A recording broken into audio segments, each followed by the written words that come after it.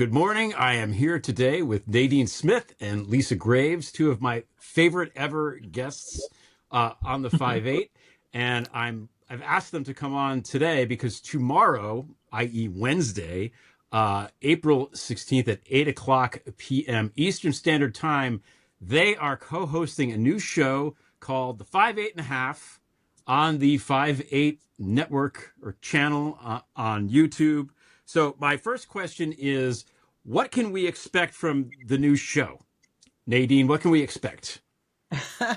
Well, you know what? I know that having been a guest on the 5-8, and I've heard it described as the Friday night hang, where an adult libation should not be shy. Yes. And so to the degree that we think of Friday night as the night to vent, to hang out, and to I think you say cuss as much as you want and drink as much as you want. Yes. We're more of the midweek refueling station. So we Mm. know you have to go to work in the morning. So whether you pour yourself a wine spritzer or a cup of tea, we're there to tell you what's going on, the issues that matter, have some fun, and remind you that you're not alone. As you scroll through the news, you are not alone. And even in the midst of the hardest stuff, some good things are happening. I think it's going to be great. And this is why God invented sick days, by the way. You don't have to go to the doctor. So it's the 5-8 and a half. So Lisa, what's the deal with the half? Well, so the half is halfway through the week, but Nadine and I spoke about this, and we wanted to have the half be the glass half full. So we want to end on a positive note, an encouraging note. So notwithstanding the darkness of some of the news that we're experiencing on a daily, hourly basis in terms of the violation of laws and rules and contracts and norms and common sense, we want to make sure that part of our conversation on Wednesdays is to leave you with some uplifting note. I like that because I don't know if you're aware, there's a lot of bad stuff going on right now. There's a lot of I've heard there's a lot of bad the stuff word on going the street. Yeah, the word on the street. Yeah. Things aren't kosher. So since I've got both of you, I want to ask each of you a question just about what's something happening in the news before I release you to go to your jobs and your rest and prepare for the Wednesday night show. So today, as we're recording this, it's actually Monday, 6 o'clock p.m. The president of El Salvador, who calls himself the world's coolest dictator, which is so disgusting that it almost made me I've had a headache all day, and I think that's why. He was at the White House today talking about how they're going to build more prisons to send Americans to the prisons and all that.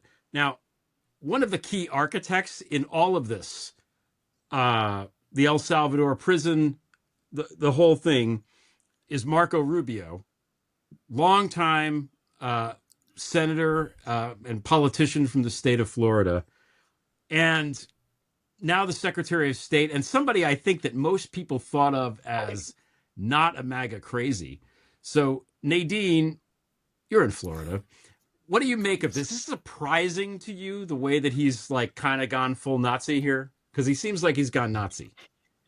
No, you become the thing you hate. He is going to create the same kind of gulags, and for not just undocumented deported immigrants, but for American dissidents. And this is part of what Trump was crowing about. But these folks, they become part of that circle, and there can be no dissent. So no matter whether you think you can enter that space and hold on to even a sliver of integrity, Marco Rubio did not start with much to begin with, but we are watching him absolutely, not just capitulate, but show himself to be a loyal foot soldier to fascism. So, yeah, and we're seeing a lot of that. I mean, if you want to start the roster of horrible behaving Floridians, this is sort of this has become, the Death Star. You got Rubio, you've got Pam Bondi, who is absolutely a handmaiden to the fascist state. And whatever sliver of decency people hoped might awaken within them, I don't think that's the place to put your hope. You've got Yeah. to put it in the people in the streets and people pushing back. I did spend today looking up what products are manufactured in El Salvador and which companies Oh, wow. rely on textiles and other things from El Salvador, because I think as Americans and as consumers all over the world, we should be paying close attention to what businesses are propping up El Salvador as a state where, you know, kidnapped American residents, and I have no doubt American citizens will be targeted for internment. In the best case scenario, internment. God knows what's going to happen. I mean, it's really it's sort of this extrajudicial thing, because once they're sent there, Trump's like, well, I can't do anything. Who are we to tell a sovereign nation what to do? Trump says, Well, preposterously. and I think this is a place where we're going to find out whether Roberts will push back against Trump flouting the Supreme Court's directive to return him to the United States. And I think Roberts, that's a pal of yours, right, Lisa? So Chief Justice you've Roberts, segued. one of your besties. You're already doing this the show, because you've made me you've eliminated the need for me, because that was my question for Lisa anyway, was about Roberts and the and the constitutional crisis that's happening, because Trump right now is actively and brazenly defying court orders, and he's just going to get worse and worse. So what can we expect, Lisa, from Mr. Roberts there? Well, that's right. I mean, John Roberts paved the way for Trump's return to power in an emboldened way with that lawless, anti-constitutional grant of immunity from criminal prosecution that John Roberts orchestrated, and now Trump is defying a 9-0 Supreme Court, a unanimous Supreme Court decision to facilitate the return of this resident of America, someone married to an American citizen who has U.S. citizen children, who was kidnapped and rendered in essence to El Salvador, to this horrific prison, this sort of gulag or torture chamber where 150 people exist in each cell, 150 men, with 2 sinks, 2 toilets, 9 square feet per person, 4 piers of so-called beds or metal scaffolding, basically, with no pillows, no mattresses, no sheets, 24-hour light, artificial light, and hardly any access to an attorney or anyone else. If that's not torture, I'm not sure what is. Those sorts of circumstances, and at our expense, so being paid for by us.